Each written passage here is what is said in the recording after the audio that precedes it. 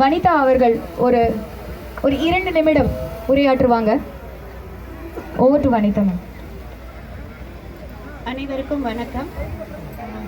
ஆரம்பிச்சு வர்ற ஒவ்வொரு இடத்துலையும் எங்கள் கிராம மக்கள் எங்கள் குழந்தைங்களை அரவணைச்சு ஆரத்தி கொடுத்து இவங்களை பிஸியே பண்ணி இந்த நிகழ்ச்சியை இங்கே சிறப்பாக ஏற்பாடு செய்வதற்கு எல்லா வகையிலும் அந்த குழந்தைகளை ஆசீர்வதித்து